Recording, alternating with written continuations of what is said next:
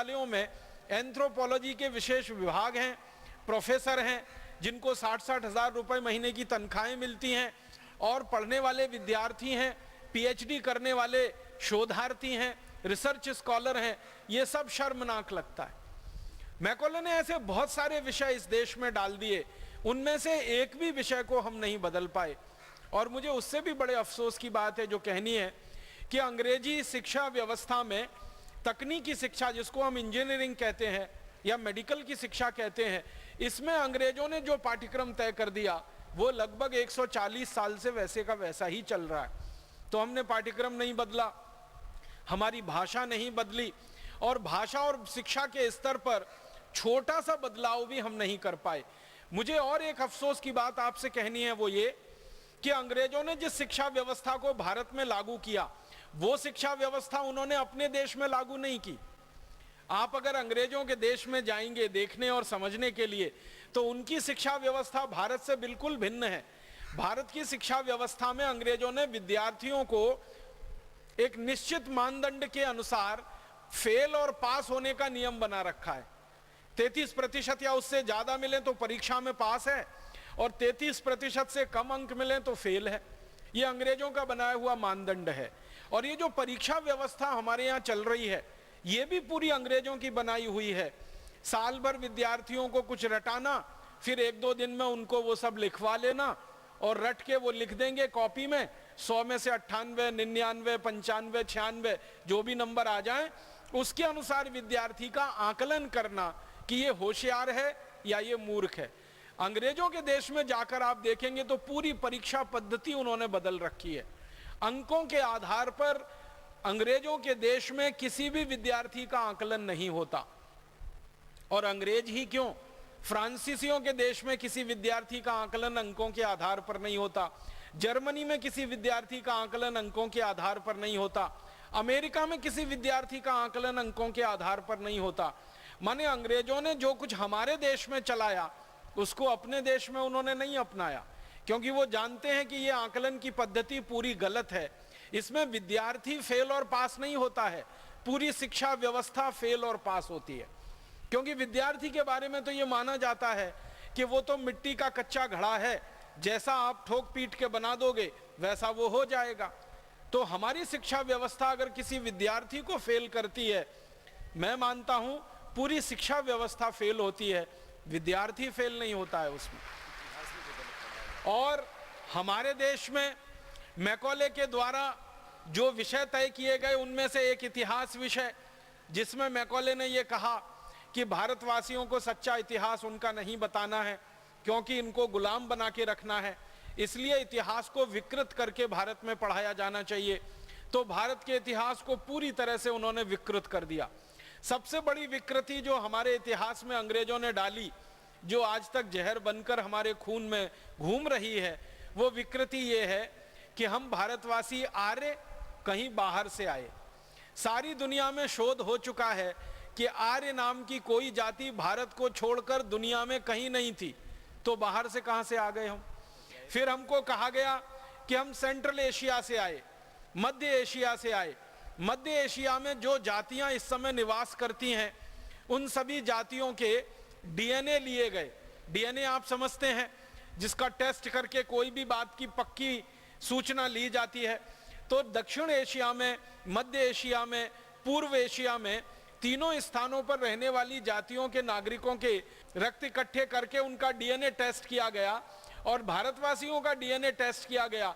तो पता चला कि भारतवासियों का डीएनए दक्षिण एशिया, मध्य एशिया, पूर्व एशिया के किसी भी जाति समूह से नहीं मिलता है। तो ये कैसे कहा जा सकता है कि भारतवासी मध्य एशिया से आए, आर्य मध्य एशिया से आए? इसका उल्टा तो मिलता है कि भारतवासी मध्य एशिया में गए, भारत से निकलकर दक्षिण एशिया में गए, पूर्व एशिया में गए, मध्य एशिया में गए, और दुनिया भर में सभी स्थानों पर गए, और भारतीय संस्कृति, भारतीय सभ्यता और भारतीय धर्म का उन्होंने पूरी ताकत से प्रचार प्रसार किया। तो भारतवासी दूसरी जगहों पर जाकर तो प्रचार प्रसार करते हैं, उसके प्रमाण हैं, लेकिन भारत में कोई बाहर से आर्य नाम की जाति आई, इसके प्रमाण अभी तक मिले नहीं, और इसकी वैज्ञानिक पुष्टि भी नहीं हुई। इतना बड़ा झूठ अंग्रेज हमारे इतिहास में लिख गए और भला हो हमारे इतिहासकारों का उस झूठ को अंग्रेजों के जाने के 63 साल के बाद भी पढ़ा रहे हैं। अभी थोड़े दिन पहले दुनिया के जेनेटिक विशेषज्ञ जो हैं, जो डीएनए आरएनए आदि आदि की जांच करने वाले विशेषज्ञ हैं, इनकी एक बड़ी भारी परिषद हुई थी, कॉन्फ्रेंस हुई थी। और वो कॉन्फ्रेंस का जो रिसर्च का बिल्कुल अंतिम निर्णय है वो ये कहता है कि आर्य भारत में कहीं बाहर से नहीं आए थे, आर्य सब भारतवासी ही थे, जरूरत और समय आने पर वो भारत से बाहर गए थे। अब आर्य हमारे यहाँ कहा जाता है श्रेष्ठ व्यक्ति को, जो भी श्रेष्ठ है वो आर्य है। कोई ऐसा जाति समूह हमारे यहाँ आर्य नहीं है। हमारे यहाँ तो जो भी जातियों में श्रेष्ठ व्यक्ति हैं वो सब आर्य माने जाते हैं।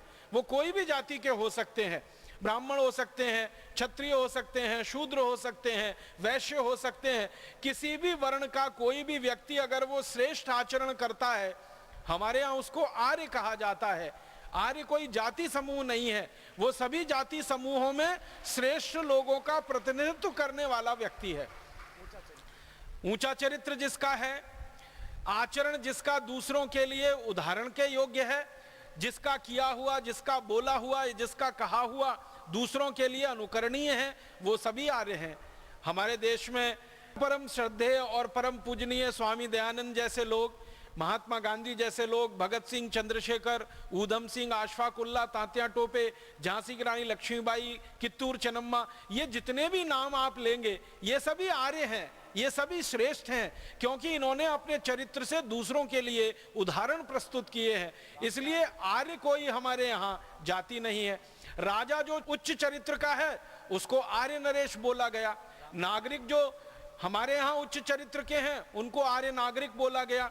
भगवान श्री राम को हम आर्य कहे, आर्य नरेश कहा जाता था उनको। श्री कृष्ण को आर्य पुत्र कहा गया, अर्जुन को कई बार आर्य पुत्र का संबोधन दिया गया, युधिष्ठिर, नकुल, सहदेव को कई बार आर्य पुत्र का संबोधन दिया गया, या द्रौपदी को आर्य पुत्री का संबोधन कई जगह है हमारे शास्त्रों में।